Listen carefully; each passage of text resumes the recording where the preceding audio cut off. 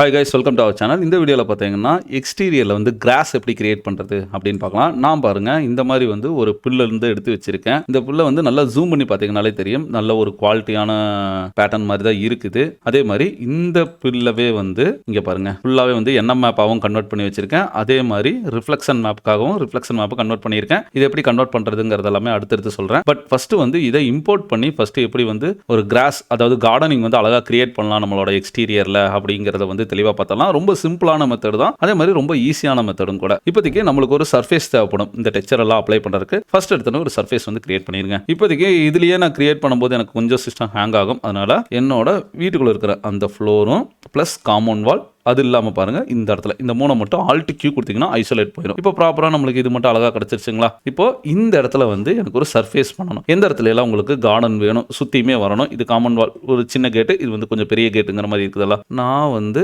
Plain எடுத்துக்கிறேன். இப்போ top view போய்க்கோங்க. டாப் வியூவில் நல்லா பார்த்துக்கோங்க. இங்கிருந்து தான் நான் கிரியேட் பண்ண போகிறேன். இங்கிருந்து இந்த இடத்துக்கு இப்போ எனக்கு இந்த அளவுக்கு நான் போட்டுக்கிறேன். ஓகேங்களா. இப்போ இந்த சப்ஜெக்டில் லென்த் வித்தெல்லாம் கம்மி பண்ணிக்கோங்க. இப்போ இதை ரைட் கிளிக் பண்ணி கன்வெர்ட்டபிள் பாலி. இப்போ கேட்கலாம், ப்ரோ இது வந்து நார்மலாக தானே போட்டிருக்கீங்க, இது தரையோட தரையாக இருக்குதுல்ல. என்ன பண்ணிக்கலாம்னா மூவ் டூல் வச்சுட்டு கொஞ்சமாக மேலே வர்ற மாதிரி லைட்டாக கரெக்டாக அது மேலே வரும்போது கை எடுத்துருங்க. கரெக்டாக, ஏன்னா கீழே போக வேண்டாம், கொஞ்சம் மேலே இருந்துச்சுன்னா சூப்பராக இருக்கும். இப்போ நம்ம சப்ஜெக்டை செலக்ட் பண்ணிவிட்டு இந்த கார்னர் தானே எனக்கு உங்களுக்கு கரெக்டாக ஃபிட் ஆகணும் அப்படின்னா ஸ்னாப் ஆன் பண்ணிவிட்டு இந்த வெட்டெக்ஸ் பாயிண்ட் வச்சிட்டிங்கன்னா கரெக்டாக உங்களுக்கு ஸ்னாப் ஆகி உட்காந்துக்கும். இது ஒரு ப்ளஸ் தான். இப்போ இந்த பிளைனை வந்து நான் எடிட்டபிள் பாலியாக கன்வெர்ட் பண்ணிட்டேன். எட்ஜ் செலக்ட் பண்ணிவிட்டு இந்த எட்ஜை மட்டும் பிடிச்சிட்டு இழுங்க. இங்கிருந்து இது மட்டும், இதுக்கப்புறம் திரும்பணும், ஷிஃப்ட் பிடிச்சி இங்கிருந்து ஃபுல்லாக எடுத்துக்கிறேன். டெட்னு கொண்டு போயிட்டேன். ஒயர் ஃப்ரேம் ஆரம்பிச்சுக்கோங்க. இப்போ எட்ஜ் செலக்ட் பண்ணிவிட்டு இன்னும் கொஞ்சமே இந்த சைடு கொண்டு வந்தாலும் கூட கொண்டு வந்துக்கலாம். இப்போ இந்த எட்ஜை செலக்ட் பண்ணிவிட்டு இங்கிருந்து பாருங்கள் ஷிஃப்ட் பிடிச்சி ஃபுல்லாக இந்த ஏரியாவுக்கு, இப்போ இங்கிருந்து இது ஃபுல்லாகவே வந்து புல் இருக்கிற மாதிரி ஒரு ஏரியா தான். இங்கிருந்து ஷிஃப்ட் பிடிச்சி டெட் ஷிஃப்ட் பிடிச்சாலே அந்த எக்ஸ்ட்ரூடுங்கிற ஒரு ஆப்ஷன் வந்து எனேபிள் ஆயிரும். அதுக்காக தான் உங்களுக்கு என்ன நேவிகேஷனோ அந்த அளவுக்கு மட்டும் நீங்கள் இழுத்துட்டீங்கன்னா போதும். இப்போ நான் இந்த இடத்துல கட்டு போடணும்னு அவசியம் இல்லை. அதுக்கு பொதுவாக தான் கரெக்டாக எனக்கு இந்த கேப் வரும்போது கை எடுத்துக்கிறேன். இப்போ இங்கிருந்து இந்த இடத்துல இப்போ இவ்வளோ டிஸ்டன்ஸ் வேணும் அப்படின்னா இவ்வளோ டிஸ்டன்ஸ் வச்சுருங்க. இங்கிருந்து ஃபுல்லாகவே டெட் கொண்டு போயிடுறேன். இந்த இடத்துல இருந்து இங்கிருந்து இந்த இடத்துல மட்டும் கொண்டு வந்தேன். ப்ரோ எனக்கு இந்த இடத்துலையும் கொஞ்சம் போட்டுருங்க, ஏன்னா அது போட்டாலும் கொஞ்சம் நல்லா இருக்கும் அப்படின்னு நினச்சிங்கன்னா நம்ம ஃபுல்லாக கூட கவர் பண்ணிக்கலாம். இப்போ பாருங்க இந்த அளவுக்கு போட்டோன்னா பாலிகான் செலக்ட் பண்ணிட்டு இந்த பாலிகான் டெலிட் பண்ணிடுங்க. இப்போ ஒரே சர்ஃபேஸ் மாதிரி உங்களுக்கு இந்த இடத்துல கிரியேட் ஆல்ட் கீ கொடுத்தனா ஐசோலேட் போயாச்சு. இப்போ பார்த்தீங்கன்னா பர்ஃபெக்டாக செட் ஆகும். இது ரொம்ப வேண்டாம் ப்ரோ அப்படின்னா இந்த வெட்டெக்ஸை மட்டும் செலக்ட் பண்ணுங்கள். எட்ஜ் செலக்ட் பண்ணாலும் எது செலக்ட் பண்ணாலும் ஓகே தான். இப்போ இந்த ஏரியா மட்டும் கட் பண்ணிட்டோன்னா நீங்கள் என்ன ஷேப் கொடுக்குறீங்களோ அந்த ஷேப்புக்கு வந்து அழகாக கிரியேட் ஆயிரும். இப்படி தான் கிரியேட் பண்ணணும் அப்படின்ட்டு கிடையாது. இப்போ நான் என்னோட சர்ஃபேஸ் ஏரியா வந்து கரெக்ட் பண்ணிட்டேன். மெட்டீரியல் எடிட்டர் வந்து ஓப்பன் பண்ணுங்கள். நான் காட்டின அந்த டெக்ஸ்சரை வந்து லோட் பண்ண வேண்டியதான். ஏதாச்சும் ஒரு ஸ்லாட்டு, இப்போ இந்த ஸ்லாட்டை வந்து நம்ம சப்ஜெக்டை செலக்ட் பண்ணிவிட்டு அசைன் பண்ணுங்கள். ஃபுல்லாக அதே ஸ்லாட் அசைன் ஆயிடுச்சா. 3 டெக்ஸ்சர் வந்து அதில் கொடுத்துருக்கேன். டிஃப்யூஸுக்கு டிஃப்யூஸ் மேப்பை கிளிக் பண்ணுங்கள். மேப் செக்ஷனில் ஜென்ரலில் bitmap diffuse map load பண்ணிவிட்டேன். Go to parent. ஆக்சுவலாக டிஃப்யூஸ் மேப் லோட் பண்ணானவே எனக்கு இங்கே தெரியணும். தெரியாததுக்கு சோர்ஸ் ஆர்டர் மெட்டீரியல் வியூபோர்ட் கொடுத்தா மட்டும்தான் தெரியும். பட் அன்ஈவனாக தான் இருக்கும். ஈவன் பண்ணுறதுக்கு யூவிடபிள் மேப்பில் ஆட் பண்ணிக்கலாம். இப்போதைக்கு நான் இது கொடுத்துட்றேன். ரெண்டாவது வந்து பம் மேப் கொஞ்சம் டீட்டெயில், அந்த புல்லோட டீட்டெயில் தெரியுங்கிறனால என்ன மேப்பை லோட் பண்ணி விட்டுறேன். Go to parent. ஃபைனலாக பார்த்தீங்கன்னா ரிஃப்ளெக்ஷன் கிளாஸினஸ், ரஃப்னஸ் மூணுமே பார்த்தீங்கன்னா ஒரே மேப்பை லோட் பண்ணாலும் பரவாயில்ல. இங்கே பாருங்கள் இன்ஸ்டன்ட் கொடுத்துறேன். இதே வந்து இன்ஸ்டன்ட் பண்ணி ரஃப்னஸ் கொடுத்துறேன். ஏன்னா இந்த மூணுமே இருந்தால் தான் பார்க்குறதுக்கு நல்லாயிருக்கும். சரி ப்ரோ, இப்போ டெக்ஸ்சர் அப்ளை பண்ணிட்டீங்க. இந்த இடத்துல வந்து எல்லாமே ஓகே ஆயிடுச்சு. இப்போ எனக்கு இது வந்து ப்ராப்பராக தெரியல. எப்பயுமே டெக்ஸ்சரோட கவுண்டிங் கம்மி பண்ணணும் அப்படின்னா நம்ம உள்ளே போய் ஒவ்வொரு மேப்புக்குள்ளே வந்து டைலிங் வேல்யூ மாற்றுவோம். அப்படி நீங்கள் அங்கே மாற்றுறதுக்கு பொதுவாக அதுக்குன்னு ஒரு மாடிஃபையர் இருக்குது. யூ ப்ரெஸ் பண்ணிங்கன்னா யூலேயே நிறைய ஆப்ஷன்ஸ் இருக்கும். நம்ம ஆர்கிடெக்சர் ரிலேட்டடான 2 யூ தான் யூஸ் பண்ணுவோம். அண்ட்ராப் யூவிடபிள்யூ மேப்புங்கிறத கிளிக் பண்ணுங்கள். கிளிக் பண்ணனவே இங்கே பார்த்தீங்களா கரெக்டாக டெக்ஸ்சரில் அப்ளை ஆயிடுச்சா.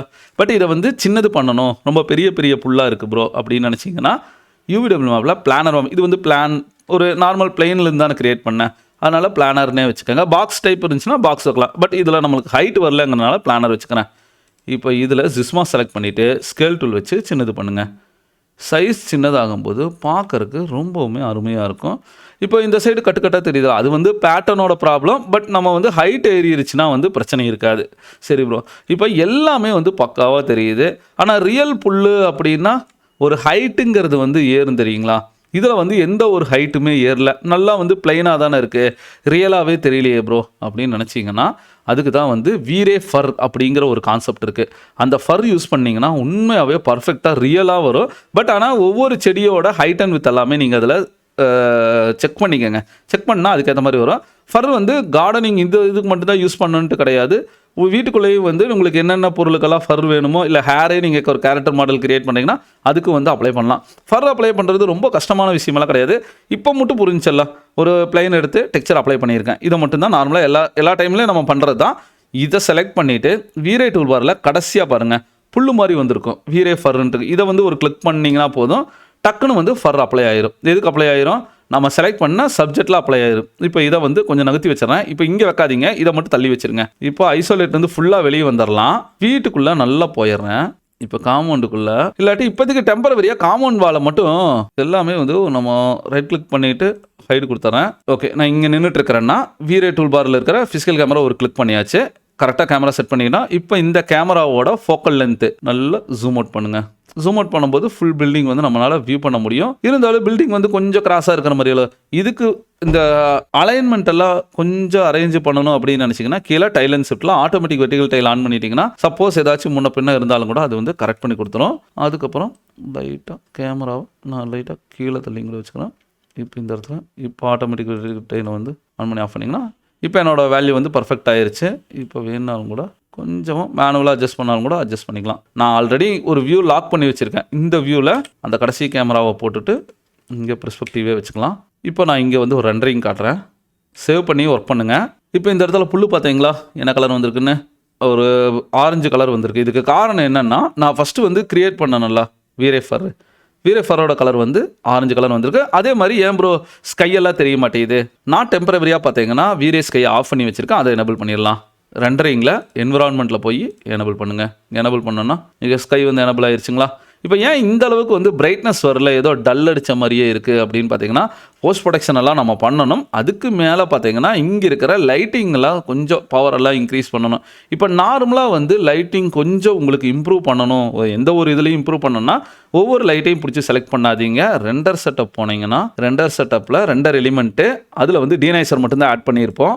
இதை கிளிக் பண்ணிவிட்டு கீழே வந்தீங்கன்னா வீரே லைட் மிக்ஸ்னு ஒன்று இருக்கும். இதை வந்து ஆட் பண்ணுங்கள். லைட் மிக்ஸ் ஆட் பண்ணனவே க்ளோஸ் பண்ணிவிட்டு, அதாவது ஃப்ரேம் பஃபரை க்ளோஸ் பண்ணிவிட்டு மறுபடியும் ஃப்ரேம் பஃபர் எனேபிள் பண்ணிங்கன்னா இங்கே பாருங்கள் சோர்ஸில் வந்து லைட் மிக்ஸ் ஆட் ஆயிரும். இப்போ இந்த லைட் மிக்ஸில் உங்களோட லைட்டோட அந்த கலரோட சன்லைட்டோட பிரைட்னஸை இங்கே இன்க்ரீஸ் பண்ணுங்கள். பிரைட்னஸ் ஆகுதுங்களா? ஃபுல் என்விரான்மெண்ட்னா இங்கே இருக்குது பாருங்கள். இது வந்து என்விரான்மெண்ட் பிரைட்னஸ் இன்க்ரீஸ் பண்ணிங்கன்னா ஃபுல்லாக என்விரான்மெண்ட்டோட பிரைட்னஸை வந்து அழகாக இன்க்ரீஸ் பண்ணிக்கலாம். இல்லை ப்ரோ இப்போ இந்த ஃபர்ரு தானே சொன்னீங்க, ஃபர்ரோட பாருங்கள் ரொம்ப இதாகுது. இன்னும் கொஞ்சமே ஃபர்ரை வந்து நான் க்ளோஸ் அப் ஷாட்டில் போய் காட்டுறேன். அதுக்கு வந்து வேறு கேமரா நீங்கள் அட்ஜஸ்ட் பண்ணாலும் கூட அட்ஜஸ்ட் பண்ணிக்கலாம். அது வந்து நம்மளுக்கு பிரச்சனை கிடையாது. இப்போ இந்த இடத்துலேருந்து பி ப்ரெஸ் பண்ணி வெளியே வந்துடலாம். கேமராக்குள்ளே நல்லா கீழே போயிடலாம். இப்போ இங்கே வந்து வீரே ஃபிசிக்கல் கேமரா ஒரு கிளிக்கு க்ளோஸ் அப் ஷாட் வந்துட்டு பார்த்தீங்களா? இப்போ ஃபர்ரில் எவ்வளோ பெருசாக இருக்குன்னு பாருங்க. அப்படின்னா ஃபர்ரை செலக்ட் பண்ணிவிட்டு ஃபர்ஸ்ட் ஆஃப் ஆல் ஃபர்ரோட கலரை மாற்றுங்க.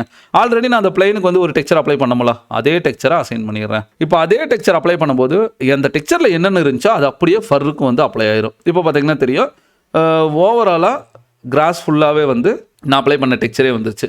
இப்போ இதோட ஹைட் அண்ட் வித் எல்லாம் மாற்றோம்னா ஃபர்ரை செலக்ட் பண்ணிவிட்டு ஃபர்ரோட ப்ராப்பர்ட்டிஸில் ஃபர்ருக்கு வந்து பிளைனை கொடுத்து அப்ளை பண்ணனால பிளைன் 3ன்னு வந்துருச்சு. ஃபரோட லென்த்து எப்போயுமே ஹைட் அண்ட் வித் எல்லாமே வந்து ஃபீட் இன்ச்சஸில் இருக்கும்.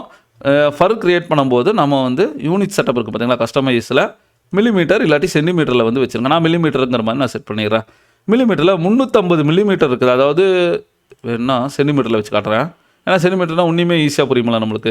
சென்டிமீட்டரில் வச்சுட்டு உட்காந்துறேன். இங்கே பாருங்கள் 38 சென்டிமீட்டர் வந்து இருக்குது. 38 சென்டிமீட்டர் அவ்வளோ சைஸ் புல்லெல்லாம் இருக்கவே இருக்காது. மீறி போனால் எவ்வளோ இருக்கும். பட் ஆனால் அதெல்லாம் ரொம்ப தர்பப்புல் அந்த மாதிரி நல்லா சொல்லுவாங்க. இல்லை வந்து அருகம்புல்லெல்லாம் ரொம்ப பெருசாக இருக்கும். கார்டனிங் வளர்த்துறதுலலாம் பார்த்திங்கன்னா ரொம்பவுமே கம்மியாக தான் இருக்கும். நான் என்ன பண்ணேன்னா ஒரு 2 சென்டிமீட்டர் வச்சுக்கிறேன். 2 சென்டிமீட்டர் ரொம்ப அதிகமாக இருக்குது. ஒரு 5 சென்டி ரொம்ப கம்மியாக இருக்குது. சாரி 5 சென்டிமீட்டர் வச்சுக்கிறேன். 5 சென்டிமீட்டர் ஓகே. ஆனால் வந்து அடர்த்தி இல்லை பாருங்கள், தள்ளி தள்ளி இருக்கிற மாதிரி இருக்குது. இல்லை ஒரு 10 சென்டிமீட்டரே வைக்கிறேன்னு வைங்க. ஒரு அடி ஸ்கேலே 15 இன்ச்சு வருதா? இது வந்து ஒரு 10 சென்டிமீட்டர் வைக்கிறேன்னு வச்சுக்கோங்க. 10 சென்டிமீட்டர் வந்து அது அடர்த்தி இல்லை. எப்பயுமே இதோட அடர்த்தியை இம்ப்ரூவ் பண்ணணும் அப்படின்னு நினச்சிங்கன்னா கீழே வந்தீங்கன்னா டிஸ்ட்ரிபியூஷன் இருக்குது பார்த்தீங்களா, இந்த டிஸ்ட்ரிபியூஷனில் பர் ஏரியாவோட வேல்யூவை வந்து இன்க்ரீஸ் பண்ணுங்கள். நான் ஒரு 2ன்னு வைக்கிறேன். 2 வைக்கும்போது நெருக்கமாக நிறையா அடர்த்தியாக வந்து உங்களுக்கு புல் வந்து முளைக்க ஆரம்பிச்சிடும். இருந்தாலும் புல்லோட திக்னஸ் எல்லாம் பாருங்கள் ரொம்ப குண்டாக இருக்குது. புல்லெல்லாம் இன்னுமே கொஞ்சம் சன்னமாக இருக்குங்களா அப்படின்னா மேலே வந்துடுங்க. திக்னஸ் இருக்குது பார்த்தீங்களா, லென்த்துக்கு கட்டுறது திக்னஸ் இன்னும் கொஞ்சம் கம்மி பண்ணுங்க. நான் ஒரு 0.1 வைக்கிறேன். திக்னஸ் கம்மி பண்ண நூல் மாதிரி வந்துடும். அதனால ஓரளவுக்கு நீங்கள் பார்த்து செட்டை இந்த அளவுக்கு ஓகே அப்படிங்கும்போது செட் பண்ணிக்கோங்க. இப்போ எனக்கு புல் வந்து பாட்டம்ல இருந்து நுனி மட்டுமே வந்து ஒரே சைஸ்ல வருது ப்ரோ அப்படின்னா அதற்கு வந்து வேரியேஷன் வந்து கொடுக்கலாம். கீழே பாருங்க, இந்த இடத்துல இருக்கு பார்த்தீங்களா வேரியேஷன் அப்படிங்கிறது, ஒன்று மேலே ஒன்று கீழேன்னு புல் வந்து ஒரே மாதிரி இல்லாமல் கொஞ்சம் மாறி இருக்கும் பார்த்தீங்களா. அந்த லென்த் வேரியேஷனுக்கு திக்னஸ் வேரியேஷன் கேர்ளுங்கிறது பார்த்தீங்கன்னா சுருண்ட மாதிரி இருக்குன்னு சொல்லுவாங்கள்ல, சுருளா அந்த மாதிரி இருக்கிறது, எவ்வளோ புல் சுருளாக இருக்கணும் அப்படிங்கிறது இந்த மாதிரி எல்லாமே கொடுத்துக்கலாம். Per ஏரியாங்கிறது height with. இது இல்லாமல் பார்த்தீங்கன்னா கீழே மேப்புன்னு ஒன்று இருக்குது. நீங்கள் இந்த புல்லுக்கு இப்போ எப்படி நான் வந்து ஒரு டெக்ஸ்சர் எடுத்து தனித்தனியாக வந்து அப்ளை பண்ணாமல் ஒரே இது டேரெக்டாக அப்ளை பண்ணோன்னா எல்லாமே பார்த்தீங்கன்னா ஒரே மாதிரி வந்துருச்சு. இல்லை ப்ரோ நான் தனித்தனியாக அப்ளை பண்ணோன்னா அந்த பெண்ட் ஆகிறதுக்கு தனியாக, இன்செல் ஸ்டேஜ் க்ரோத் ஆகிறதுக்கு, லென்த்து திக்னஸுக்கு தனியாக ஒரு கலரு, இது எல்லாத்தையுமே நீங்கள் தனியாக கொடுக்கணும்னா புல்லுக்கு மட்டுமே ஹைலைட் பண்ணணும்னு நினச்சிங்கன்னா அது கொடுக்கலாம். இல்லை ப்ரோ அதெல்லாம் வேண்டாம்னா இதே விட்டலாம். இப்போ நான் செட் பண்ண கேமராவுக்கும் பார்த்தீங்கன்னா அந்த கேமராவோட ஃபோக்கல் லென்த்து இது எல்லாத்தையுமே நீங்கள் வந்து செட் பண்ணிக்கணும். ஐஎஸ்ஓ வேணும்னா ஐஎஸ்ஓ வந்து கூட்டிக்கலாம். ஒவ்வொரு கேமராவுக்கும் தனியாகவும் வந்து அதோட செட்டிங்ஸ் எல்லாமே இருக்குது. அதையும் பாருங்கள். அதான் பார்க்க ரொம்பவுமே அழகாக இருக்கும், அருமையாக இருக்கும். நீங்கள் இதை ஒர்க் பண்ணி பாருங்கள் இது எப்படி இருக்குன்னு. நெக்ஸ்ட் வீடியோவில் இதுக்கப்புறம் இதுலேருந்து வேறு ஏதாச்சும் ஒரு ட்ரிக்ஸ் வந்து இதில் ஆட் பண்ணலாமா அப்படிங்கிறத சொல்கிறேன். வாழ்க தமிழ்.